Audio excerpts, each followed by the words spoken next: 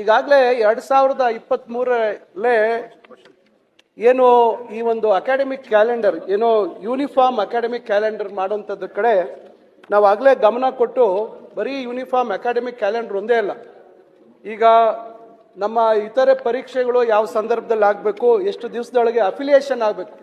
ಈಗ ತಮಗೆ ಗೊತ್ತಿದೆ, ಈಗ ಅಫಿಲಿಯೇಷನ್ ಪ್ರೋಸೆಸ್ ಕೂಡ ಪ್ರಾರಂಭ ಆದರೆ ಸುಮಾರು ವಿಶ್ವವಿದ್ಯಾಲಯಗಳು ಹೋಗಿ ಇನ್ಸ್ಪೆಕ್ಷನ್ ಮಾಡಿ ವರದಿ ಕೊಡುವಂಥದ್ದು ಇವೆಲ್ಲ ಬಹಳ ದೊಡ್ಡ ಪ್ರಕ್ರಿಯೆ. ಇವೆಲ್ಲವನ್ನ ನಾವು ಕೋವಿಡ್ ಸಂದರ್ಭದಲ್ಲಿ ಬಹುಶಃ ಬೇರೆ ಕಾರಣಾಂತರದಿಂದ ಒಂದೊಂದು ವಿಶ್ವವಿದ್ಯಾಲಯದಲ್ಲಿ ಒಂದೊಂದು ಸಂದರ್ಭದಲ್ಲಿ ಪ್ರವೇಶಾತಿ ಆಗ್ತಾ ಇತ್ತು, ಪರೀಕ್ಷೆಗಳಾಗ್ತಾ ಇತ್ತು, ನಮಗೆ ಎಲ್ಲ ರೀತಿ ಗೊಂದಲಕ್ಕೆ ಅವಕಾಶ ಆಗ್ತಾ ಇತ್ತು. ಉದಾಹರಣೆಗೆ ಅತಿಥಿ ಉಪನ್ಯಾಸಕರ ನೇಮಕಾತಿ ಇರ್ಬೋದು, ವರ್ಗಾವಣೆ ವಿಚಾರ ಇರ್ಬೋದು, ಇವೆಲ್ಲ ವಿಚಾರದಲ್ಲೂ ಗೊಂದಲ ಆಗ್ತಾ ಇತ್ತು. ಒಂದೊಂದು ವಿಶ್ವವಿದ್ಯಾಲಯದಲ್ಲಿ ಅಕಾಡೆಮಿಕ್ ಕ್ಯಾಲೆಂಡರ್ ಪ್ರಾರಂಭ ಆಗಿರ್ತಾ ಇತ್ತು, ಕೆಲವು ವಿಶ್ವವಿದ್ಯಾಲಯಗಳಲ್ಲಿ ಇನ್ನ ಪರೀಕ್ಷೆಗಳೇ ಆಗಿರ್ತಾ ಇರಲಿಲ್ಲ.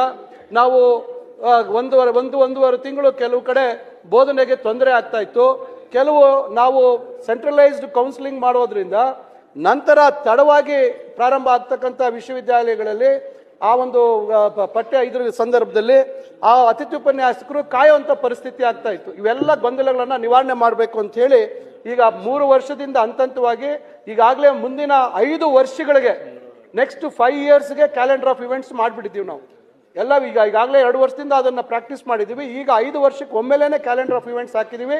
ಎಲ್ಲ ಒಂದು ಗರಿಷ್ಠ ಅಂದ್ರೆ ಒಂದು 10-15 ದಿವಸ ವ್ಯತ್ಯಾಸ ಅಷ್ಟೇ. ಅದ್ರ ಮೇಲೆ ಯಾವುದೇ ವಿಶ್ವವಿದ್ಯಾಲಯದಲ್ಲಿ ಅಕಾಡೆಮಿಕ್ ಕ್ಯಾಲೆಂಡರ್ ವ್ಯತ್ಯಾಸ ಆಗುವಂಥದ್ದಕ್ಕೆ ಅವಕಾಶ ಕೊಟ್ಟಿಲ್ಲ ನಾವು.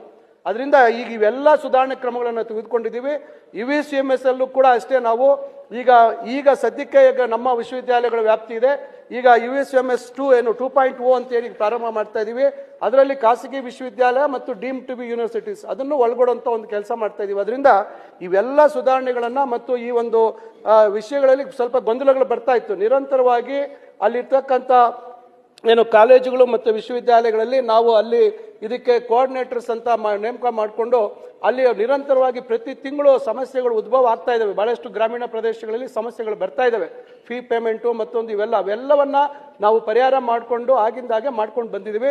ಅದರಿಂದ ಗೌರವಾನ್ವಿತ ಸದಸ್ಯರು ಹೇಳಿದಾಗೆ ಈಗಾಗಲೇ ನಾವು ಪಠ್ಯಗಳ ಬದಲಾವಣೆ ವಿಚಾರದಲ್ಲಿ ಮೊನ್ನೆ ಗೌರವಾನ್ವಿತ ರಾಜ್ಯಪಾಲರ ಸಮ್ಮುಖದಲ್ಲಿ ಎಲ್ಲ 32 ವಿಶ್ವವಿದ್ಯಾಲಯಗಳ ಕುಲಪತಿಗಳ ಸಮ್ಮೇಳನ ಮಾಡಿದ್ವಿ.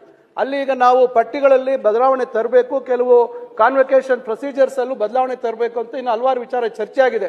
ಒಂದು ವಿಶಿಷ್ಟವಾದಂಥ ವಿಚಾರ ಏನಂದ್ರೆ ಸ್ಟಾಫ್ ಸೆಲೆಕ್ಷನ್ ಕಮಿಷನ್ ಏನ್ ನಡೀತದೆ ಗವರ್ಮೆಂಟ್ ಆಫ್ ಇಂಡಿಯಾದು, ಆ ವಿಚಾರದಲ್ಲಿ ಸ್ವಲ್ಪ ನಮ್ಮ ವಿದ್ಯಾರ್ಥಿಗಳಿಗೆ ನಮ್ಮ ಪದವೀಧರರಿಗೆ ಅವಕಾಶಗಳು ಸಿಗ್ತಾ ಇಲ್ಲ ಅಂತಕ್ಕಂಥದ್ದನ್ನ ಗಮನಿಸಿದೀವಿ. ಆ ವಿಚಾರದಲ್ಲಿ ನಾವು ಚರ್ಚೆ ಮಾಡಿ ನೆಕ್ಸ್ಟ್ ನಮ್ಮ ಪಠ್ಯಗಳಲ್ಲಿ ಕರಿಕ್ಯುಲಮ್ ಅಲ್ಲಿ ಆ ಸ್ಟಾಫ್ ಸೆಲೆಕ್ಷನ್ ಕಮಿಷನ್ಗೆ ಸಂಬಂಧಪಟ್ಟಂತೆ ಏನು ಸಿಲೆಬಸ್ ಇದೆ ಅದನ್ನ ಜೋಡಣೆ ಯಾಕೆ ಮಾಡಬಾರ್ದು ಅಂತಕ್ಕಂಥದ್ದಕ್ಕೆ ಒಂದು ಉಪಸಮಿತಿ ಮಾಡಬೇಕು ಅಂತ ತೀರ್ಮಾನ ಆಗಿದೆ. ಅದರಿಂದ ನಿರಂತರವಾಗಿ ಇವತ್ತು ಇವೆಲ್ಲ ಬದಲಾವಣೆಗಳನ್ನು ತರ್ತಾ ಇದ್ದೀವಿ. ಅವ್ರು ಹೇಳಿದಾಗೆ ವಿಧಾನಸಭೆ ಸದಸ್ಯರು ವಿಧಾನ ಪರಿಷತ್ ಸದಸ್ಯರನ್ನ ತಗೋಬೇಕು ಅಂತಕ್ಕಂಥದ್ದು ಹೇಳ್ತಾ ಇದ್ದಾರೆ. ಅದನ್ನು ಪರಿಶೀಲನೆ ಮಾಡೋಣ, ಯಾವ ರೀತಿ ಮಾಡ್ಬೋದು ಅಂತಕ್ಕಂಥದ್ದನ್ನ ಪರಿಶೀಲನೆ ಮಾಡ್ತೀನಿ.